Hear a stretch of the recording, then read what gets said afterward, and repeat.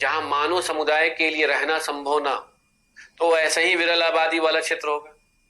तो जिस क्षेत्र में मानव समुदाय रहना नहीं चाहेंगे तो उस क्षेत्र का तो भौगोलिक महत्व, आर्थिक महत्व ऐसे ही कम हो गया, और साथ में वहां पर संसाधनों का तकनीकी या आर्थिक दृष्टि से दोहन करना भी क्या होगा, कठिन होगा। मैकेंडर ने हृदय स्थल से संबंधित इन प्राकृतिक विशेषताओं को महत्व नहीं दिया, जबकि हृदय स्थल का संबंध एक ऐसे हिमाच्छादित क्षेत्र से है जहां की प्राकृतिक दशाओं के प्रतिकूल होने के कारण न केवल आज भी वह विश्व का एक विरल आबादी वाला क्षेत्र है, बल्कि वहां संसाधनों का दोहन करना एक कठिन कार्य। अब सोचिए, इसी कारण से यह भी कहा गया कि जिस समय मैकेंडर ने अपने सिद्धांत का प्रतिपादन किया था, जिस समय मैकेंडर ने अपने सिद्धांत को दिया था, उस समय इन्होंने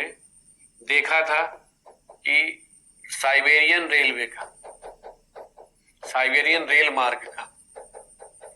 मार्ग का विकास होने के कारण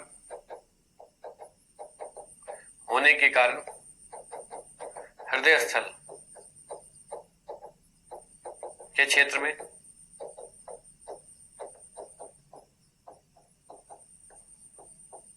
परिवहन संबंधित क्रांतिकारी परिवर्तन होगा।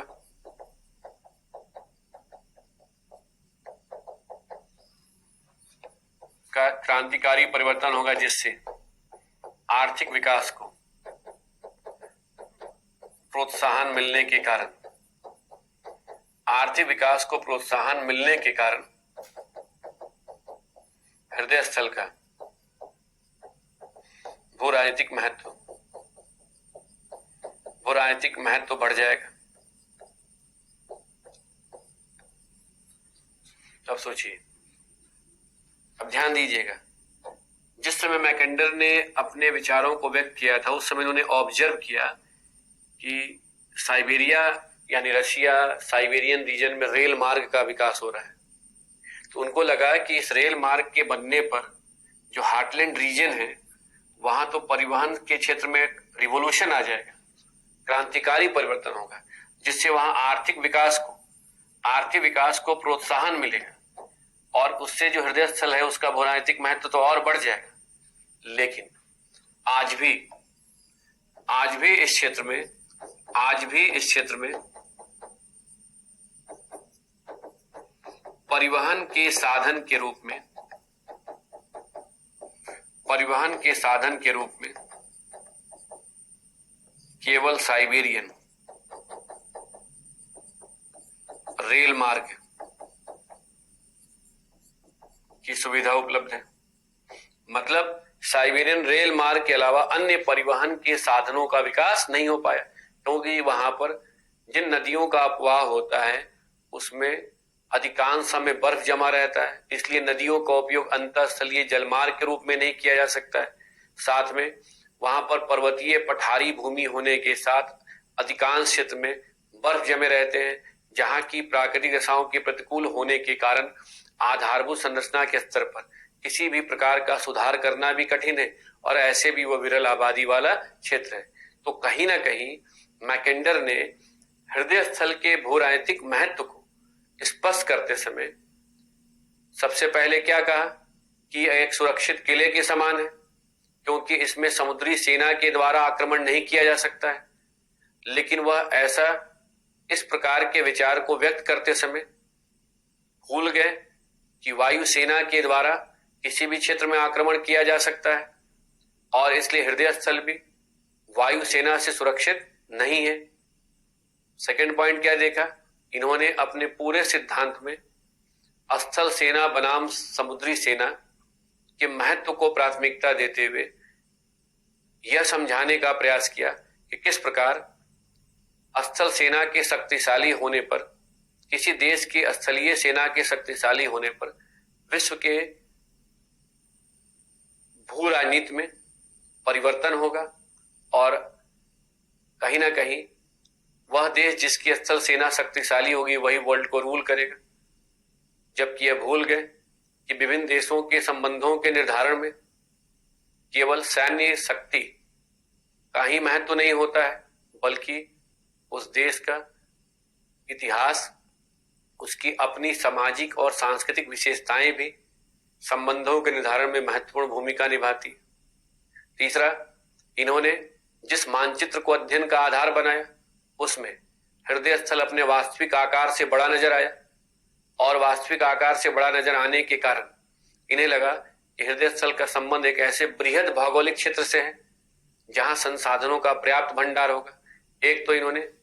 हृदय स्थल के क्षेत्रफल का आकलन गलत ढंग से किया, दूसरा इन्होंने संसाधनों के भंडार और उसकी उपलब्धता को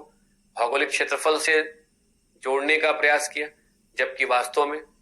किसी भी क्षेत्र में जो संसाधन उपलब्ध होते हैं उसका संसाधन की जो उपलब्धता होती है उसे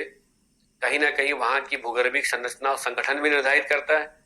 और संसाधन का कितना दोहन हो पाएगा उसे वहां की प्राकृतिक दशाएं निर्धारित करती है।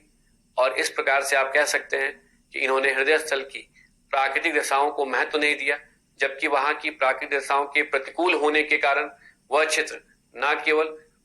विरल आबादी वाला क्षेत्र है, बल्कि आज भी वहां संसाधनों का दोहन करना एक कठिन कार्य है। इन्होंने जिस साइबेरियन रेल मार्ग के विकास को देखते हुए वहां क्रांतिकारी परिवर्तन के बारे में अनुमान लगाया और यह सोचा कि परिवहन के क्षेत्र में रिवोल्यूशन आने पर वहां आर्थिक विकास की संभावनाएं बढ़ेंगी। आज उसी क्षेत्र में साइबेरियन रेल मार्ग के अलावा अन्य परिवहन के साधन उपलब्ध नहीं है। इस प्रकार आप क्या कर रहे हैं, आप इनके सिद्धांत की जो आलोचनाएं की गई उनको हाईलाइट कर रहे हैं। यानी कैसे हाईलाइट किए, एक तो आपने क्या किया, एक तो सैन्य शक्ति के संदर्भ में जो इन्होंने विचार व्यक्त किया उसको यहाँ हाईलाइट किया। दूसरा पॉइंट क्या है, संबंधों के निर्धारण में इसको हाईलाइट करेंगे, ऐतिहासिक पृष्ठभूमि, सामाजिक सांस्कृतिक विशेषताएं,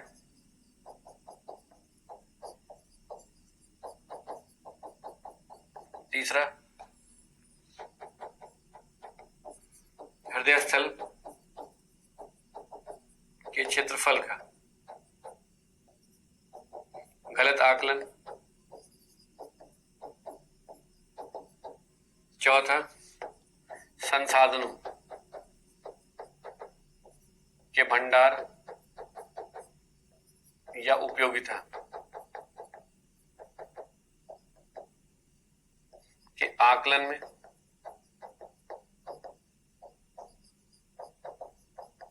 क्षेत्रफल को महत्व दिया, इसको हाईलाइट करेंगे। और किसी भी देश के भूराजनीतिक महत्व का संबंध केवल सैन्य शक्ति से न होकर वहां के आर्थिक एवं सामाजिक विकास की संभावनाओं से भी होता है। यानी ये भी देखा जाता है कि उस देश में आर्थिक एवं सामाजिक विकास की संभावनाएं कितनी है। मान लीजिए कोई देश जो है सैन्य शक्ति की दृष्टि से बहुत ही पावरफुल है, शक्तिशाली, यानी वहां की सेना अधिक शक्तिशाली है, लेकिन वहां पर आर्थिक सामाजिक विकास की संभावनाएं कम होंगी, तो उस क्षेत्र का भूराजनीतिक महत्व सीमित हो जाएगा। तो ऐसे आप अलग अलग पॉइंट को ले सकते हैं कि जो सैन्य शक्ति की बात किए थे, संबंधों के निर्धारण में ऐतिहासिक पृष्ठभूमि, सामाजिक सांस्कृतिक विशेषताओं को महत्व नहीं दिए, हृदय स्थल का गलत आकलन किया, और संसाधनों के भंडार और उपयोगिता के आकलन के लिए भी इन्होंने क्षेत्रफल को महत्व दिया, जबकि अदर फैक्टर निर्धारित करते हैं। और भूराजनीतिक महत्व का निर्धारण जो है आर्थिक सामाजिक विकास से होता है, न कि केवल सैन्य शक्ति से होता है। यानी इन बिंदुओं को ध्यान में रखकर, आधार बनाकर आप मैकेंडर के हृदय स्थल सिद्धांत की आलोचना कर सकते हैं। जहां एक तरफ मैकेंडर के हृदय स्थल सिद्धांत की आलोचनाएं होने लगी, वहीं जब 1991 में सोवियत संघ का विघटन हो गया तो मैकेंडर के हृदय स्थल सिद्धांत की प्रासंगिकता लगभग समाप्त हो गई। यह कहा गया कि मैकेंडर जिस क्षेत्र के भूराजनीतिक महत्व को हाईलाइट करते हुए, जिस क्षेत्र को भूराजनीतिक दृष्टि से अधिक महत्वपूर्ण बताया था, जहां उन्होंने आर्थिक एवं सामाजिक विकास की संभावनाओं को स्पष्ट करते हुए यह कहा था कि यह सोवियत संघ जो है यह वर्ल्ड को रूल करेगा, विश्व में इसका अपना एक प्रभाव होगा। वही देश जो है वह सोवियत संघ ही जो है उसी का विघटन हो गया, वही आर्थिक संकट कैसे उत्पन्न हो गए, तो सिद्धांत की प्रासंगिकता क्या रहेगी। लेकिन अब जब इसको प्रेजेंट से जोड़िएगा तो यह देखना होगा कि वर्तमान समय में किस प्रकार हृदय स्थल के क्षेत्र के अंतर्गत आने वाले देशों में रूस अंतर्राष्ट्रीय स्तर पर अपने प्रभाव को बढ़ाने का कोशिश कर रहा है। तो जैसे जैसे विश्व की राजनीति में रूस की भूमिका महत्वपूर्ण होती जाएगी, वैसे वैसे हृदय स्थल सिद्धांत प्रासंगिक होता जाएगा। जैसे जैसे रूस की भूमिका कम होती जाए और यूएसए की भूमिका विश्व की राजनीति में बढ़ती जाए और यूएसए अपने प्रभाव से पश्चिमी यूरोपियन देशों को नियंत्रण में करना चाहे, तो कहेंगे मैकेंडर का मिडलैंड बेसिन यानी संशोधित सिद्धांत प्रासंगिक है। तो ये तो एक अलग पहलू हो गया। लेकिन उसके पहले आपको यह देखना होगा कि मैकेंडर के हृदय स्थल सिद्धांत की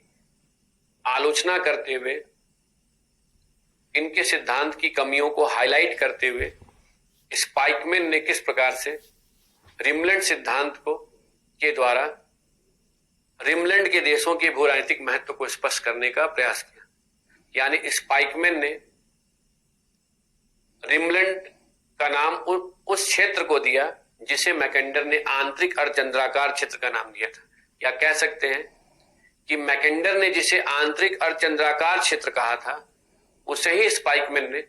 रिमलैंड का नाम दिया और रिधि भूमि का नाम दिया। लेकिन अब नेक्स्ट क्लास के माध्यम से आपको यह देखना है कि स्पाइकमैन ने रिमलैंड सिद्धांत के द्वारा